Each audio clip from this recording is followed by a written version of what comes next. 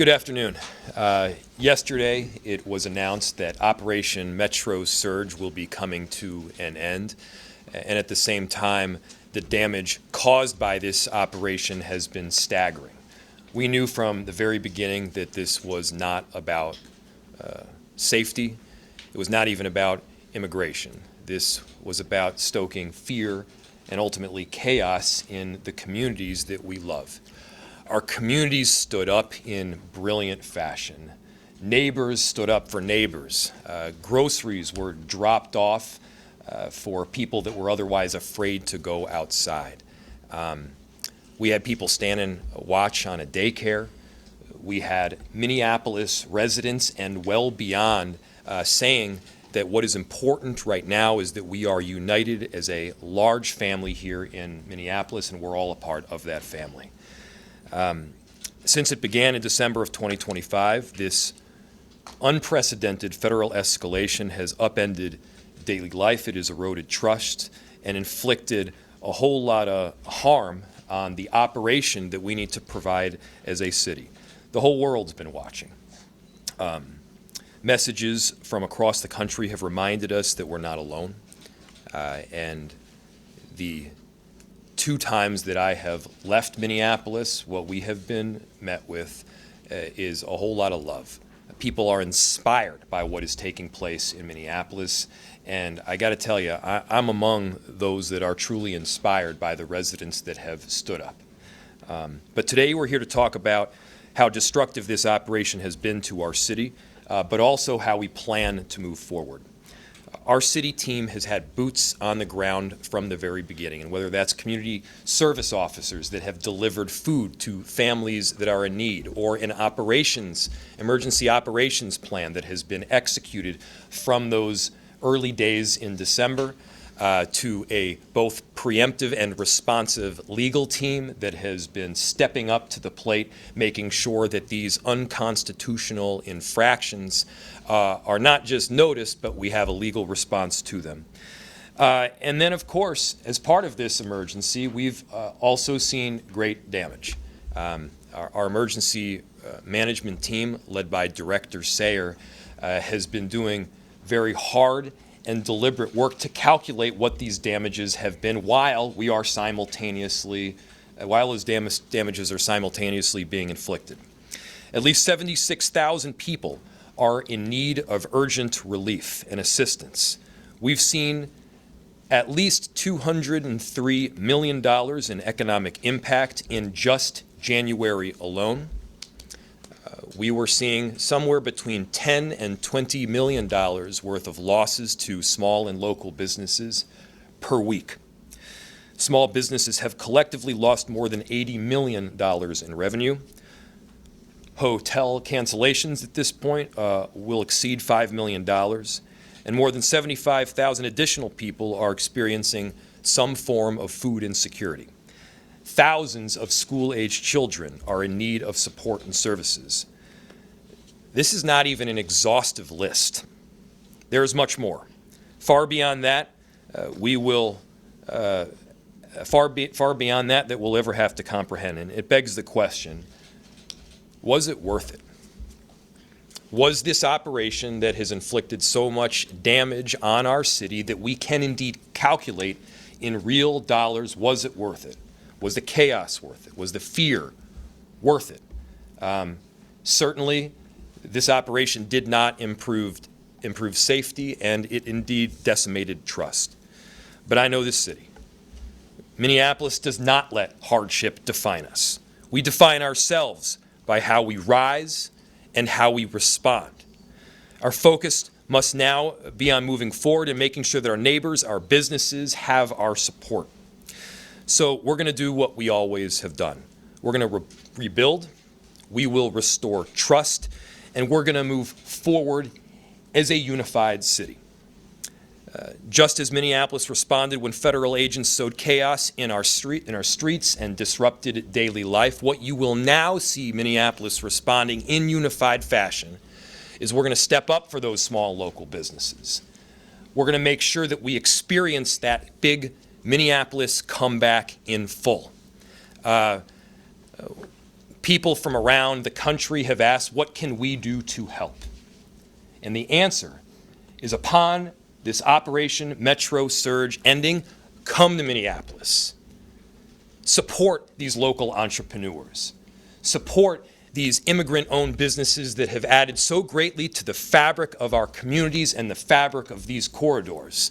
It's about the easiest ask that I could possibly make of you. Buy some incredible food. Stay at a hotel. Minneapolis is a tremendous city, one that I myself fell in love with and decided to start my life here. I am not unique. There are countless immigrants, and whether they're from Northern Virginia or Mexico or Europe, people have come to this city to start a life, and they love it. And so Minneapolis taxpayers should not be left to foot the bill of this situation that has been created by the federal government. And so we're calling on the federal government to fully step up, to provide direct financial assistance to our city, to stabilize our small businesses, and to help residents recover. Emergency response reimbursement for humanitarian assistance, infrastructure, public safety support, and then economic recovery funding. We're also asking the state of Minnesota to stand with us, to partner in securing resources, expediting relief, and ensuring we have the tools that are necessary to recover quickly. We know that Minneapolis is the economic engine of our entire state. For every $3 worth of tax revenue that Minneapolis raises, we get $1 back, and we are proud. We are proud to be that economic engine, and we are proud to help support the incredible smaller communities and towns and cities throughout our state. And at the same time, Minneapolis has experienced a great deal of duress over the last couple of months. As Minnesota, we now have the opportunity to stand together. By standing for Minneapolis, you are standing for our state. For those that are beyond Minnesota, by standing for Minneapolis, you're standing up for America. I'm going to now turn it over to Director Rachel Sayer of Emergency Management. And I just want to note, we have done a great deal of work since 2020. People have witnessed the arc of our story here locally. Following the murder of George Floyd, the subsequent unrest that we saw, we didn't just sit back on our hands. We did a whole lot of emergency preparation and work. We ran simulations. We conducted trainings, all culminating in a trip out to Emmitsburg, Maryland, where FEMA was headquartered for their simulations. And we practiced these scenarios, and this operation has been led by Director Sayer. I'm really proud of her and her team's work, and I think it sets an example for other cities to follow throughout the country. Director. Thank you, Mayor Frey. Operation Metro Surge has created what aid workers call a protection crisis, a human-driven, large-scale event marked by violence and human rights violations that affect individuals' freedom and rights to access basic services. And we know those impacts have not been felt equally across the city. The vast majority of incidents have occurred in neighborhoods with large immigrant and refugee populations, as well as American Indian, Black, and other communities of color. As is too often the case, those who were most vulnerable before Operation Metro Surge are the ones bearing the greatest burden today. Right now, as the mayor said, we estimate there are 76,000 Minneapolis residents, nearly 20% of our city, who are in urgent need of relief assistance. To understand both the scale of the impact and how best to respond, we took the unique step of conducting and developing a preliminary impact assessment and relief needs overview. This rapid early analysis provides initial recommendations to guide our system-wide response and recovery, drawing on best practices for responding to protection crises.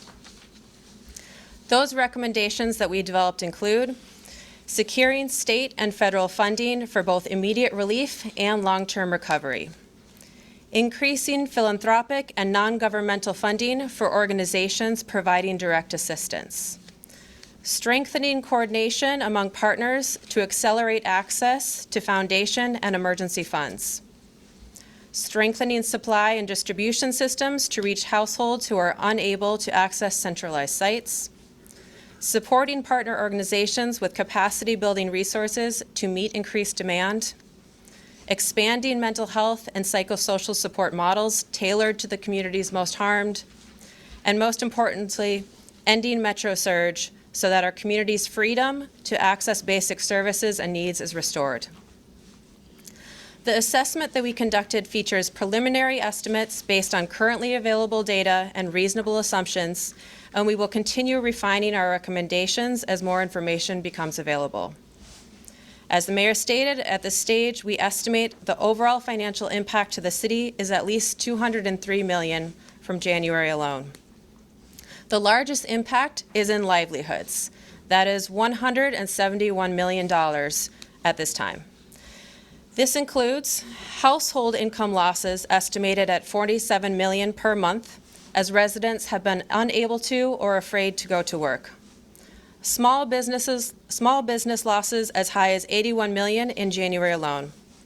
$4.7 million in lost hotel revenue due to cancellations extending through summer, and a $37.9 million gap in construction valuation. This is the lowest January construction total in a decade. The second sector that we analyzed is housing, specific to rental assistance needs. Before Operation Metro Surge, there were 35,000 low-income renter households who were already struggling to afford rent in our city. The surge has dramatically intensified that instability. Lost household income since December 2025 has created an additional $15.7 million in monthly rental assistance needs. The third sector we assessed is food security. As families lose income, emergency food providers have seen significant increases in demand. The estimated weekly food cost to meet current food needs is $2.4 million, and we face growing gaps, especially as food prices continue to rise. Finally, one of the most critical needs in any protection crisis is mental health and psychosocial support. Operation Metro Surge has not only disrupted these services, but increased the demand for them. Providers have reported a 50% reduction in client contact as some residents have gone underground. An estimated at least 8,700 additional school-age children now need services as a result of the Operation Metro Surge. The report also identifies additional needs, including immigrant legal services and health care access, many of which we have not yet been able to fully quantify. This assessment outlines both the scale of the impact and a roadmap for action. It includes an initial review of city expenditures, including operating costs and the growing financial strain of responding to this crisis, which my colleague will discuss in greater detail in a moment. So with all of this, I hope that many of you are wondering how to help, whether that is through donating or finding some other way to contribute to Minneapolis. First, visit our federal response page on our website, minneapolismn.gov/federal. There, you can find ideas about how and where to donate. We have listed just a few of the larger organizations, and it is by no means a full list. Donating monetarily to rapid response funds is one of the best ways to help people here. Rapid response funds go to mutual aid and other organizations who are immediately meeting the need on the ground for our neighbors and community members. If you're a national foundation and you can help financially, please reach out to us or to the Minnesota Council on Foundations or the Minnesota Council on Nonprofits. We are all available to discuss with you ways to help. As you look to donate, just a reminder to be aware of scams, and any time like this, you need to make sure you're donating to a legitimate organization. Just take extra care. Another thing anyone can do is just check on your neighbor, Minneapolis or otherwise. Our assessment shows that here, it's as many as 1 in 5 people need help, but I'm confident that that is an undercount. I don't know anyone in our community who has not felt the impacts of this surge. And through it all, we've stood up together, we remain committed to each other, especially to our residents who have been disproportionately impacted. Our focus will be relief and recovery across Minneapolis while continuing to stand with and love our neighbors. I'll now turn it over to our city's Chief Operating Officer, Margaret Anderson Kelleher.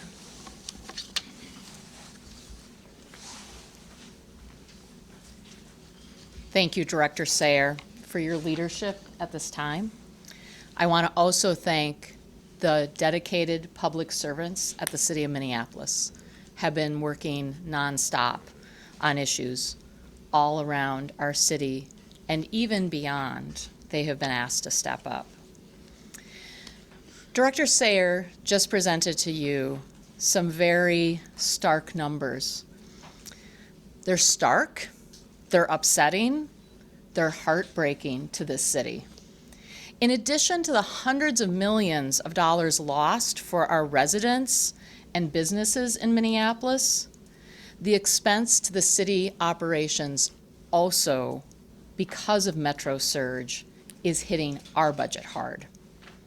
We are in the very first months of our budget this year, and in January alone, Operation Metro Surge has cost the city of Minneapolis an estimated $6 million. This $6 million includes extra staff time, adding to our payroll. This includes expenses for street cleanups. This includes costs for equipment needs. We are very optimistic that this surge is going to end soon, but if it continues for any longer, we know that that $6 million will double by March 1st, $12 million. We anticipate even further impacts from reduced revenues, reduced sales tax, which we will not know the numbers of until about April. So make no mistake, that is money that we needed to spend to take care of the city, to serve residents. And we are going to still do all of that service for our residents. But we're now facing a significant financial challenge. One that risks our ability to deliver our most important core services without further burdening the residents, homeowners, businesses, and renters of Minneapolis with increased property taxes. The city's very financial stability has been called into question because of the actions of our own federal government. That is why we need assistance, financial assistance, from both the federal government and the state government, our partners. The people of Minneapolis should not have to foot the bill for this crisis that was created by the federal government.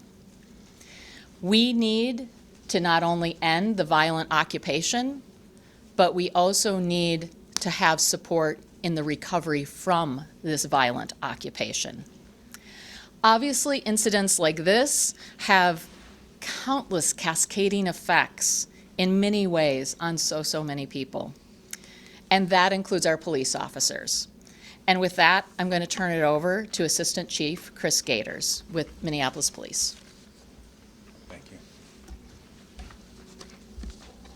First, I'd like to state just that we are pleased with the announcement that the federal immigration operation Metro Surge has completed. The Minneapolis Police Department respects the role and the mission that the federal law enforcement partners and recognizes that their operation posture can have a direct impact on the local public safety dynamics here in the city of Minneapolis. As far as our hope and our officers, as this mission concludes, as far as the Metro Surge, it will assist us with our operations and as far as the demands associated with our officers. We'll be able to not necessarily respond to the unlawful assemblies that have taken place. The protest management will be a lot better now and manageable now with the resources we have within our own police department. And the related responses from our requests from our state, our county, and other local agencies outside of Minneapolis will also be reduced. And we can get back to our core values here within Minneapolis of serving our communities within Minneapolis and giving them the service that they have expected from us over the years. As far as our officers have worked tirelessly. These officers have taken days off, and those days off have been canceled. Our officers have canceled vacations, they've missed birthdays, they've missed anniversaries, and they've done this so they can serve our citizens here in Minneapolis.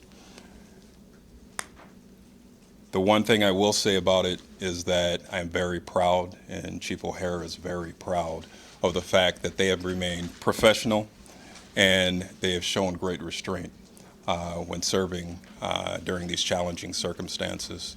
These officers, and along with our community members who are also very proud, we work here in Minneapolis together, community and police in the police department.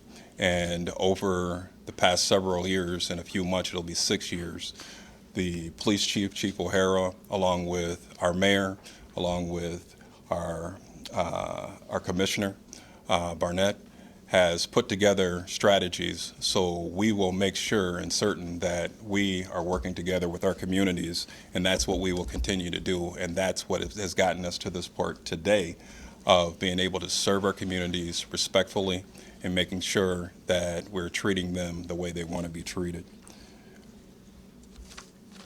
Again, to our officers, again, to our communities, thank you so much for working with us over the years. We've developed strategies and programs that have been tested, and every time you're in a relationship, and our relationship with our communities, every time you're tested, you get stronger. That's right. And by getting stronger, the next time something occurs, we will come out successfully. And I'm very proud of our citizens and our police department. And I just want to say thank you all for that. And we're much appreciated as a police department for you coming along with us on this very difficult journey. Mayor. Thank you so much, Chief. We are in the midst of a galvanizing event. As difficult and as traumatic as this has been, obviously our city has come together in a really beautiful way. It's been our community members, it's been our city officers and our enterprise more broadly. I just had a meeting moments ago with about 15 CEOs from throughout downtown Minneapolis and beyond. And they are also going to be a big part of this effort and this recovery. We're looking at having some form of galvanizing event where we're bringing people together from 1,000 different backgrounds to celebrate our great city, to bring people into Minneapolis from across the country. And this kind of event is not going to be unique. In fact, I think we're going to have a series of these put on by a number of different organizations that celebrate the kind of pride and the inspiration that has been exhibited during the hardest of times. With that, I'll open it to any questions you might have. Mayor, these are huge numbers you're talking about. Do you have confidence that you can get the aid you need from the state and the feds and not raise property taxes in the city? The total figure that we're talking about is $203 million. The direct impact to our city enterprise has been approximately $6 million. It's incumbent on us just to give people the reality of the damage that people in our city are experiencing.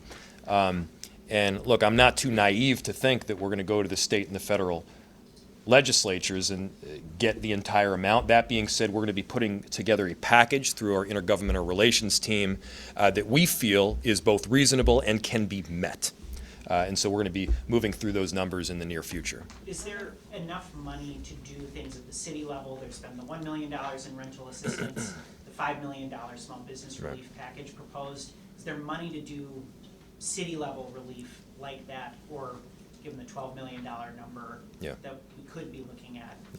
Is there no more discretionary money for stuff like that? So the question is there discretionary money to do these additional packages that has been put together? The answer is no. There is not free money right now. Every dollar that is spent has an impact. There's no magic pot that we can tap that does not have an impact on property taxes or other essential city services. Money goes out the door, it means that we have to make some form of cut or drawback internally. So there are instances, and we felt this was the case with the emergency rental assistance, where it's necessary and it's worth it, where both we have the ability to provide some additional funds and there were cuts that could be made, and we had the ability to actually implement a program. That's another key part. There will be instances where it just doesn't make sense, and so we're going to be exploring each one issue by issue. Do you then support the $5 million being transferred from the Downtown Assets Fund to a small business fund that's being proposed? Yeah, we're still exploring that right now. Obviously, we heard about the proposal coming from council members. What I will reiterate is that there isn't just free money. Yes? Given that the federal government is I'll get you the next, I one promise. who, I mean, was behind, Operation Metro Surge, how optimistic or how willing do you think they will be to help with the cost of the recovery? Yeah, the question was, how willing do we believe the federal government will be to help with this recovery? This has been a crisis in Minneapolis. We have set up an emergency response to deal with that crisis. In the past, when Minneapolis or any city throughout the country encounters an emergency, there's partnership, there's participation. 15, 18 years ago, whatever it was, a bridge collapsed in Minneapolis. A federal administration, a Republican federal administration under Bush, came in, left politics at the water's edge, and worked hand in hand with then Mayor Rybeck and with our governor to make sure that funds were delivered in short form, to make sure that Minneapolis had the necessary tools to recover from that emergency. This has been an emergency caused by the federal government, and so it's all the more important that they also participate in the recovery from the damage that they themselves have caused. Does it look like, from everything city officials are saying, does it look like they're receding yet today? Yeah. So the question was, based on information that we have, does it look like they are receding yet today? We have not yet had the SITREP that would outline incidents that have taken place. Obviously, we were made aware by the Border Czar Homan that activity through Operation Metro Surge would continue in the coming days prior to the exit of the agents themselves. And we also know that ICE as an agency will continue to do work as they did in the past, but not at the same level, not with the same conduct that we saw through Operation Metro Surge. Assistant Chief, do we have an answer as to the drawdown or when the planes literally leave? We don't have, we'll try to get you a better answer to that. No. I have Brian Richmond, a lot Yes. of businesses and organizations that have been doing rent assistance, Yeah. running mutual aid. Yeah. At a great loss to their business Yeah. finances. Will they be able to apply for any assistance, or how can, I guess, they ask for help from the city government right now? Well, that's a great question, and the mutual aid organizations that have been set up have done honorable, patriotic work to help people in need through this incredibly difficult time. There are funds, obviously, that are available. I can't speak for the criteria for applications for each one of them. There's $10 million that is going through the state in the form of forgivable loans. There's $1 million that we recently approved in the form of emergency rental assistance. And so, each one of those we're going to have to confront on a piece-by-piece basis. But thank you. You mentioned the state I do. thing. Rent trust, could you talk about comments from Tom Homan that allude to a deal that may have been made with Yeah. local leaders? How do you gain community trust with comments like that, and what's your response to that amid this drawdown? Yeah. The position that I have had for months is exactly the position that we have as a city today. and that position is the following. We do not enforce federal immigration law, period. We do not cooperate with ICE or any agency around enforcement of federal immigration law, period. We do work with a number of different agencies to keep people safe in our city.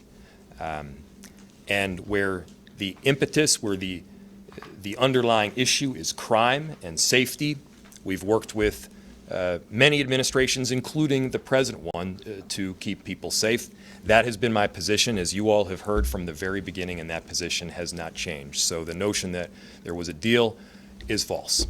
We'll do one more question. Hey, Mayor, you talked about the state assistance. Is that something maybe the city could set up, something like that, a fund for low-interest loans or forgivable loans?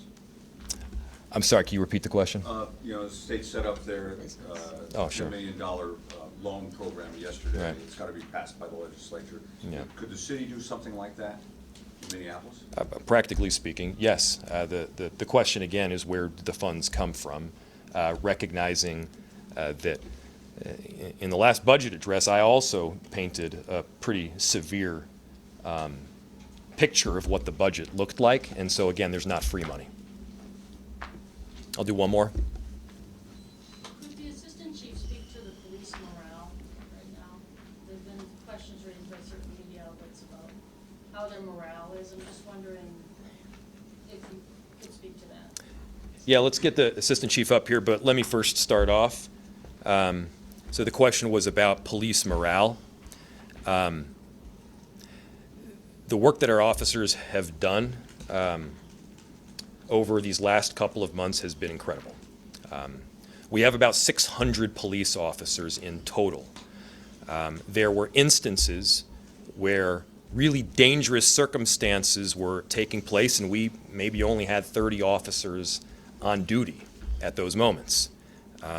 Officers have canceled days off, they have missed birthdays, they have stepped up, and people are seeing the deep juxtaposition between the way a Minneapolis police officer will treat a constituent, a neighbor, and the way these federal agents were treating their neighbors.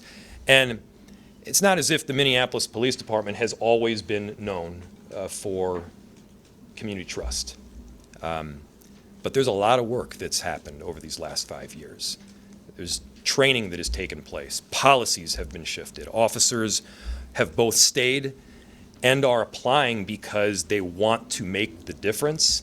And I can tell you, I have heard from some of the deepest critics that Minneapolis police is actually wanted on scene when something is going down. Why? Because we've got policies in place that ensure accountability. And I'll note, we've also been making sure to have those body cameras used so that footage is collected, that evidence has been garnered, and then that evidence could be used in ensuring justice and accountability. And I say that as broadly as possible. And so that is specific direction that has been given, and they've stepped up in a great way. The chief can speak to the morale, but I want to say directly to those police officers, we are grateful. Yeah, that's a great question. As far as our morale in our police department, like any organization, you always have concern about the morale of your employees. However, I will say, again, our officers have been resilient along with our community members. And as far as our wellness piece, we offer wellness. We have it as a high priority. The chief has put many resources into making certain, along with the mayor and the cabinet, all the way down through, that the officers have the resources that they need. And we're making it more robust as we go. However, when it comes to our morale in our police department, that is something that we evaluate, and it's continuous. We look at it and we make certain that we're giving them the resources, and we'll continue to evaluate it.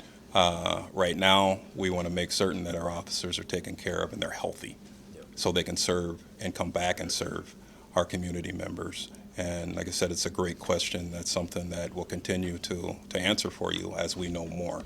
But our officers are, like I said, very proud of them, very, very proud of them. And they seem, as I call it, Minneapolis strong. As a community, community members are coming up and they're hugging them out at scenes. During protests, they're coming and hugging our officers. And that's something that we didn't see a few years back. And through the hard work and commitment through the mayor, through the commissioner, through Police Chief Brian O'Hara, the deposits that we made are paying off to us, and that helps morale when you're getting hugs from your community members that you're serving. Thank you, everybody.